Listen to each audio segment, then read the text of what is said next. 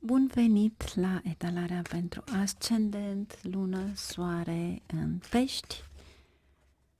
Bun venit pe canalul Tarot Lovers, unde misterul întâlnește intuiția, iar magia se împletește cu destinul. Aici, fiecare etalare este o călătorie spre tine, spre intuiția ta și spre claritatea de care ai nevoie. Dacă îți dorești ghidare, inspirație sau pur și simplu un moment magic, ești exact unde trebuie. Și eventual, dacă activezi clopoțelul, momentul în care vei rezona, chiar te rog să vezi dacă într-adevăr vei avea notificările. De ce o spun în special? În ultima vreme mi se spune că nu mai au notificări. Deci, prima carte aveți 8 de bâte. Să vedem ce vrea să ne spună acest 8 de bâte. Care este magia? 8-ul de bâte ne spune sau poate ne dă noutățile pe care dorim să le avem sau ceva extraordinar de frumos în viața noastră sau poate chiar o călătorie cu avionul. Deci, tot ce a fost poate blocat, acum ți se dă ca o oportunitate și ți se dă parcă un avânt extrem de puternic pentru a consolida ceea ce ai început. Wow, roata, Jupiter, vă extindeți. E ceva extraordinar de frumos. Obțineți un mare succes aici și mai ales datorită media. Deci poate că postați în continuu sau poate faceți reclamă la ceva. Magicianul, multă comunicare. O energie extrem de pozitivă pentru că magicianul este guvernat de Mercur și Mercurul are de-a face cu direcția de nord. Deci oportunitățile vin de acolo. Regele de săbii, o comunicare clară, deci vi se cere o comunicare clară și poate că te transformi în energia aceea jupiteriană, dar am senzația că aici nu poți decât să fii martorul la ceva ce se întâmplă și nu poți ajuta. 10 de monede. Este un câștig financiar și posibil prin acest 8 de bâte. Fie este o investiție online, ceva la care știți, adică sunteți siguri, pentru că aici este o sumă bună de bani. 3 de monede. O cooperare cu cineva, un grup de oameni, o asociere la un grup care vă ajută. Diavolul. Ia uitați-vă aici. Jupiter, Capricornul, Saturn, 10 de monede, casa 11, Saturn și casa 11 și comunicare online. Bineînțeles că nu este pentru toată lumea, dar poate că ceva este acolo și o transpuneți altfel, acea energie. O nouă direcție în viață, Cavalerul de spade. Vedeți aici, sunteți cam duri.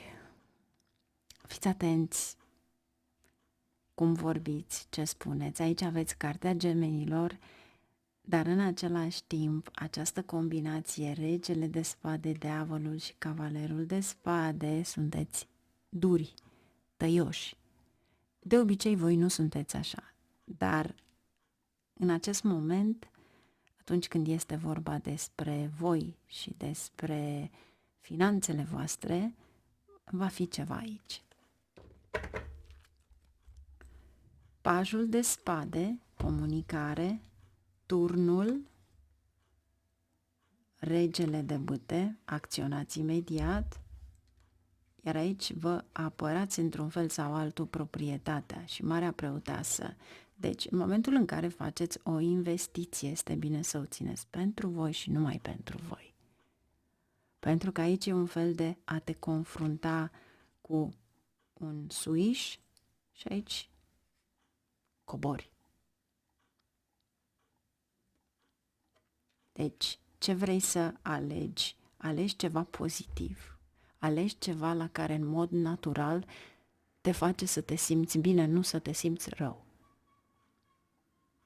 Și asta înseamnă că trebuie să elimini și tu la rândul tău orice tip de stres, gânduri. Pentru că aveți săbiile. Vom clarifica, nu înainte de toate, să vedem relațiile voastre sau poate chiar asocierea cu cineva.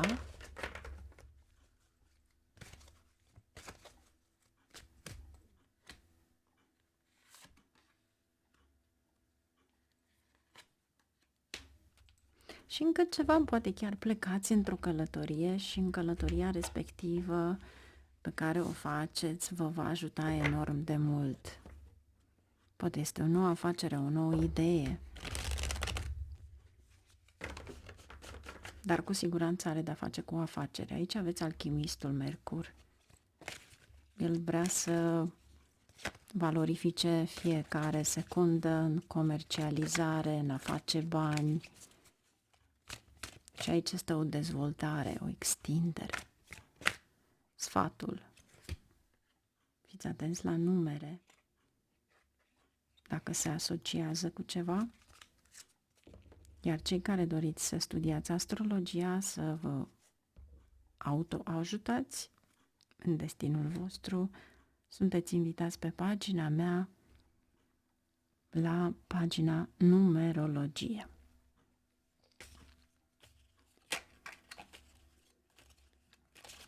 Ce avem aici pentru voi?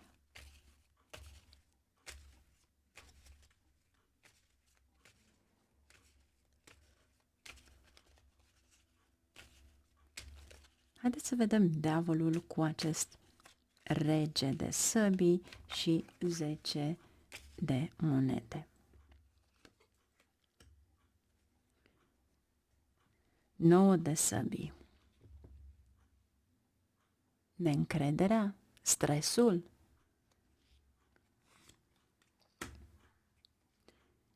Pajul de cupe.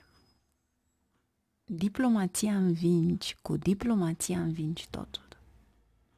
Deci, în loc să fii dur, e mai bine să fii dulce la vorbă. Pentru că dulcele atrage și bunul și răul. Și atunci poți alege cu ce vrei să te ocupi sau ce vrei să faci. Diavolul.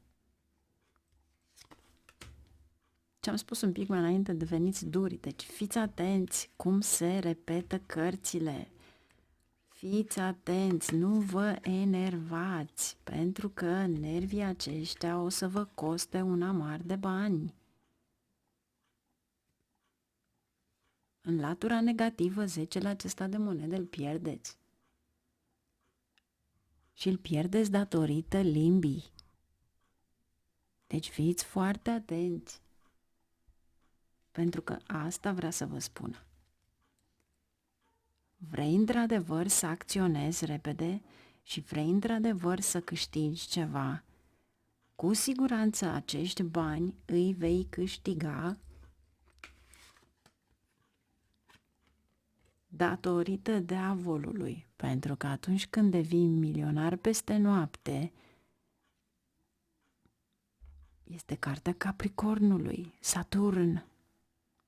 Capricornul este guvernat de Saturn și e posibil să câștigi niște bani din surse internaționale. Poate că unii, într-adevăr, veți investi în ceva în care riscați.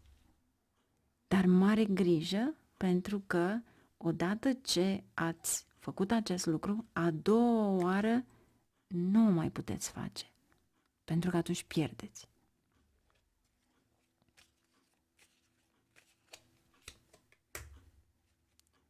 A doua oară voi trebuie să vă păziți resursele.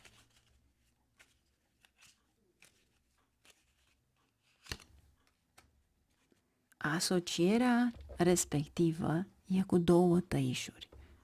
Deci, fiți foarte atenți, fie intrați într-o grupare socială, organizație socială pentru a ajuta, dar atunci când este vorba de un câștig financiar, piața bursei, ceva de genul care va aduce și este un risc al vostru, e bine să faceți acel lucru singuri, fără știrea nimănui. E un drum scurt a milionarilor cu un risc pe care vi-l asumați. Și încercați să nu deveniți răzbunători aici, pentru că odată ce aveți de 2 ori diavolul și de 2 ori cavalerul de săbii, în momentul în care ești înclinat în mod natural să faci rău cuiva, ce dai primești.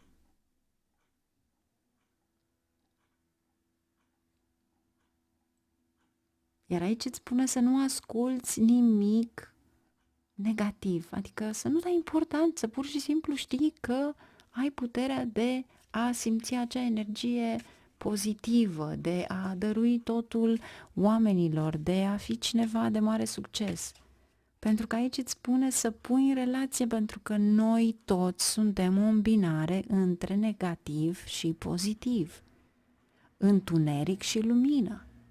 Totul este în noi, nu ne luptăm cu nimeni, nu le luptăm cu nimeni din afara corpului nostru, cine-i negativ, cine-i negru și urât sau știu eu, ceva care într-adevăr ne pune într-o dilemă. Nu, totul este în capul nostru. Umbra aceea o vedeți tot în voi și lumina aceea tot în voi. Deci este o luptă interioară și atunci dorești să faci bine, nu să te răzbuni. Pentru că dorești într-adevăr o asociere, o echilibrare. Ce-ți dă 10 de bâte, se termină ceva urât. Și pentru unii dintre voi care veți câștiga acești bani, să știți că acest 6 de spade este o relocare. Și este o relocare internațională și se încheie un capitol din viața voastră și începe ceva nou. Și e posibil pentru unii dintre voi să aveți prieteni suspuși, fie politic, fie oameni influenți.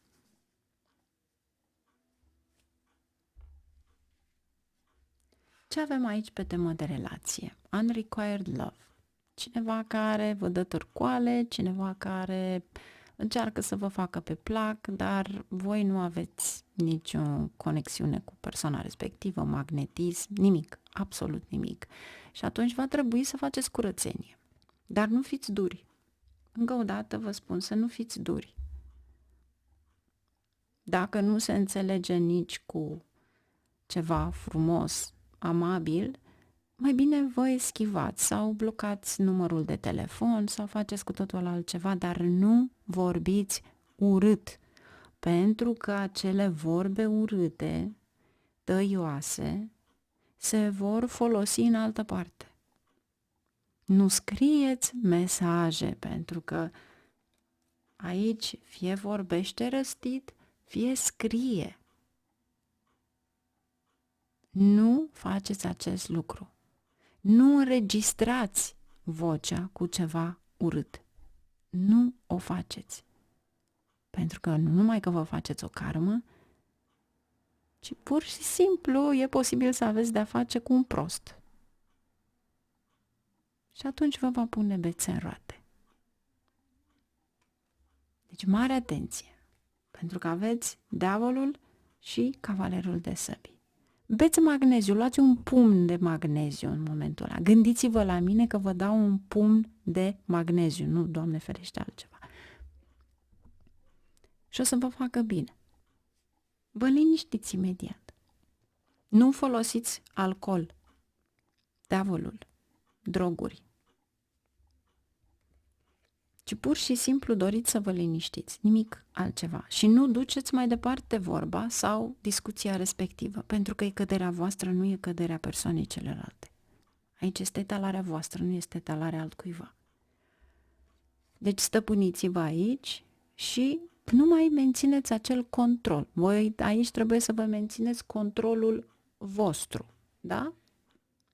Și dacă cineva vine să vă facă controlul vieții, sunteți niște oameni liberi, deci voi sunteți cei care luați decizii în numele vostru. Ce avem aici ca sfat? O viață nouă. Și aici sunteți exact pe margine. Wow! O viață nouă cu numărul 39. Poate unii chiar aveți vârsta de 39 de ani. 3 cu 9 este 12 și este un număr magic 3, care îl aveți aici, Jupiter. Jupiter este cartea roții cu numărul 10, dar Jupiter este numărul 3. Pentru unii dintre voi, cartea lui Jupiter poate fi un copil, poate fi o nouă viață, o familie, ceva la care vă dă fericire, speranță. 36 este 9. Asta înseamnă că acum ați ajuns la apogeul acela. Și este ceva culminant, pentru că aici cu siguranță relațiile tale personale se vor consolida. Va fi ceva extraordinar de frumos aici.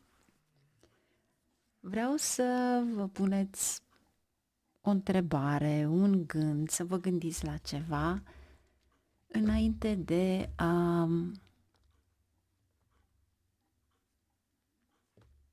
de pur și simplu să verificăm bonusul vostru, da? Haideți să vedem ce energii aveți acum. 6 de cupe, copilărie, frați, surori, un moment de creativitate, de fericire, judecata. Poate că există niște momente mai puțin bune cu cei din familie, în special cu frații și surorile.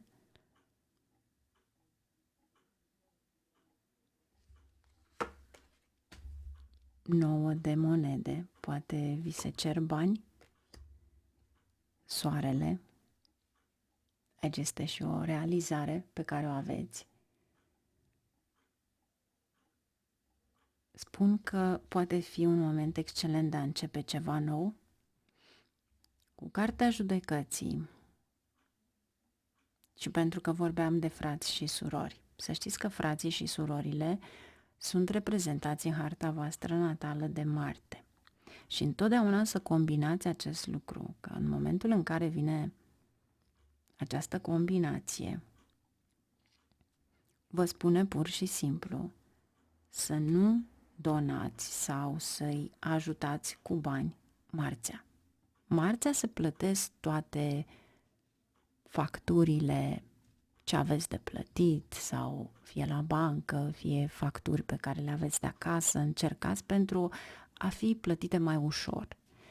Dar niciodată nu dați bani cu împrumut marțea. Pentru că e posibil să nu-i mai vedeți.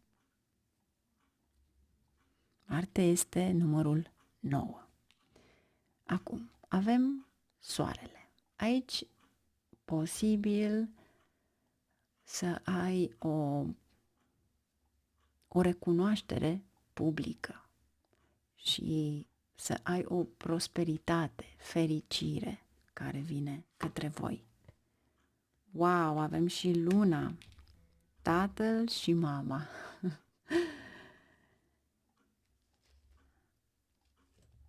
Dar cu siguranță aveți foarte multă creativitate aici.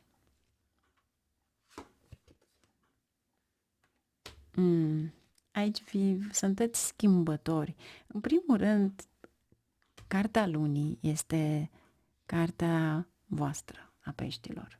Da? Și în momentul în care voi nu sunteți siguri, încercați să vă faceți o dorință, să aveți o dorință aparte, dar parcă ziceți că evitați să mergeți aproape de alții, evitați pentru a nu nărui ceva într-o relație. E ceva la care vă doriți foarte mult. Dar nu uitați că această carte poate fi și o călătorie. O călătorie scurtă, bineînțeles. Pajul de cupe. Ceva ce are de-a face cu copiii. Dar pentru unii dintre voi, soarele, luna, 9 de monede, poate fi o implicare în ceva la care voi creați. Fie că este pentru cei care lucrează în domeniul filmului, actori, pentru că e o energie foarte puternică care se îmbină.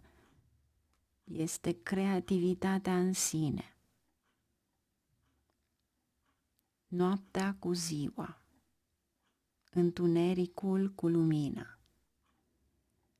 Deci este o imagine socială, este ceva la care va aduce un succes. Și bineînțeles că trebuie să aveți grijă ca acea imagine să nu fie afectată. Spre binele vostru, bineînțeles.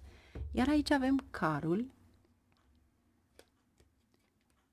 roata, 3 de bâte. Poate chiar vreți să mergeți într-o călătorie, iar 6-le acesta de bâte poate fi recunoaștere, prosperitate.